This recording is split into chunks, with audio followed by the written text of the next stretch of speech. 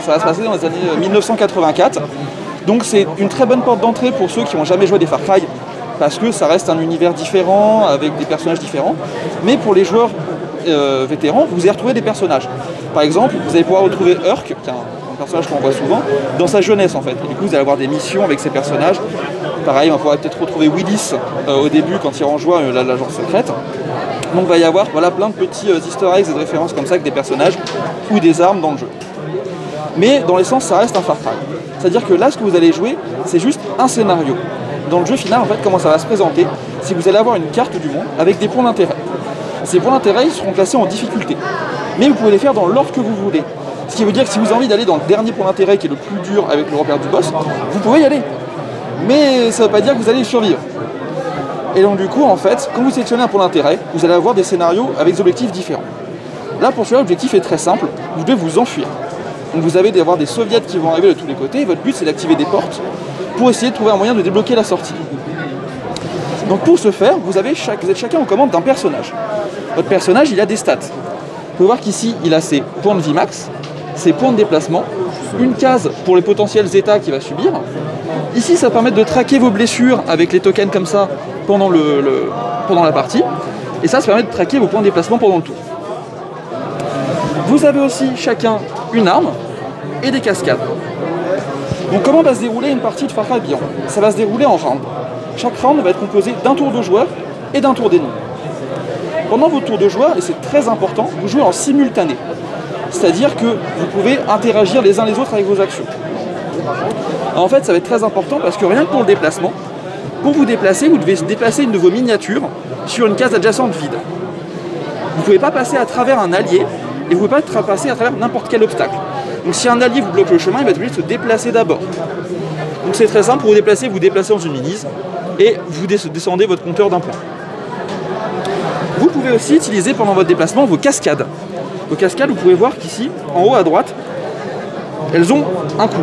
C'est le coût de point de déplacement pour réaliser l'action. Ces cartes, elles sont passives, c'est-à-dire que vous pouvez les réaliser autant de fois que vous voulez. Par exemple, avec Boris, tu as geste grossier qui permet de provoquer un ennemi. Si tu veux utiliser tes 3 points de mouvement pour provoquer un ennemi, tu peux le faire sans souci. Après, par contre, tu ne peux plus te déplacer. Ensuite, vous allez aussi avoir vos armes. Vos armes, elles ont des statistiques aussi. Là, c'est le dé qui va être nécessaire à lancer pour savoir si on touche ou pas. Là, c'est les dégâts que vont infliger vos armes. Ici, c'est l'effet de l'arme. Et là, c'est pour savoir si c'est une arme à une main ou deux mains. Ensuite, vous avez un petit symbole ici. En fonction du symbole, ça vous dit si c'est un triangle, c'est que l'arme est à distance. Si c'est un point, c'est que c'est une arme au corps à corps. Et si vous avez un chiffre comme ici, c'est une arme off-mêlée. Les armes off-mêlée, c'est les seules armes à avoir une portée. Et c'est important parce que dans Far Cry Beyond, il n'y a pas de portée d'arme. C'est-à-dire que Kumiko, qui est juste ici, là, si elle décide de tirer sur l'ennemi qui est là, avec son pistolet, elle peut le faire sans souci. Et donc elle va lancer un dé jaune, comme c'est sur c'est le col là. Elle lance un dé jaune. Si c'est une réussite, donc on verra le hit marker sur le dé, vous infligez le dégât. Pour les dés, il y a un ordre de réussite. Celui-là, c'est celui avec une seule chance de rater. Ensuite, vous avez celui-là avec 2 chances de rater, 3 chances de rater, 4 chances de rater, 5 chances de rater. Mais c'est pas parce qu'il n'y a pas de portée que c'est aussi simple de toucher. Vous pouvez voir que des fois sur les cases, il y a des lignes qui sont remplies comme ça. Si vous êtes sur une case, ça peut être plus simple, voilà, ici là. Vous voyez que sur le plateau, elles sont remplies. Si vous êtes sur une case où il y a une ligne adjacente qui est remplie, ça veut dire que vous êtes couvert de ce côté-là. Si le tir vient de cette direction, en plus de lancer un dé de tir, vous allez devoir lancer un dé de couverture. Et ça marche dans les deux sens, que ce soit un allié ou un ennemi. Si jamais, quand vous lancez le dé de couverture, vous avez ce symbole-là, c'est qu'il a couvert, et donc peu importe le résultat de votre dé, le tir va être pris dans la couverture. Je vais remettre l'ennemi à sa place. Tac. Ensuite, vous allez avoir des cartes réactions. Vous allez chacun piocher 3 cartes dans le paquet de cartes réactions au milieu entre les objets. Vous pouvez le faire maintenant. Voilà. Ces cartes, en fait, vous allez pouvoir les utiliser pour en utiliser une pendant un round. C'est-à-dire soit pendant le tour des alliés, soit pendant le tour des ennemis.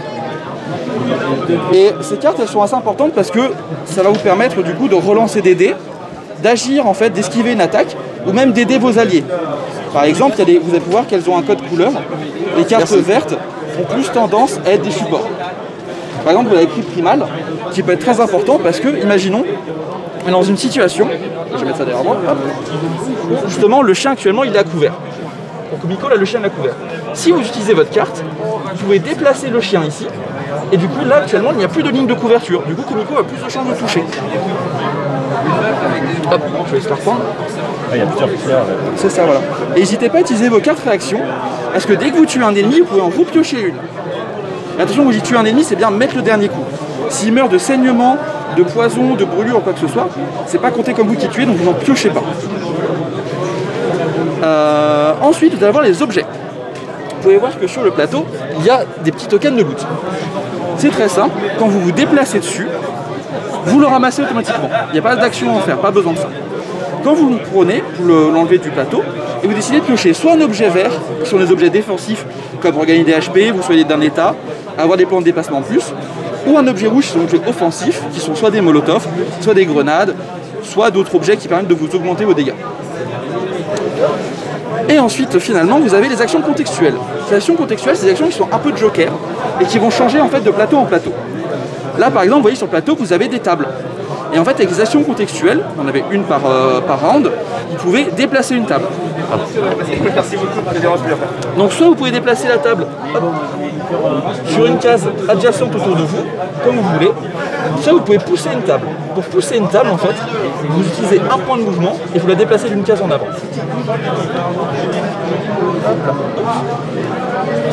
Et il y a aussi une autre chose que vous faites avec une action contextuelle, c'est ressusciter un allié.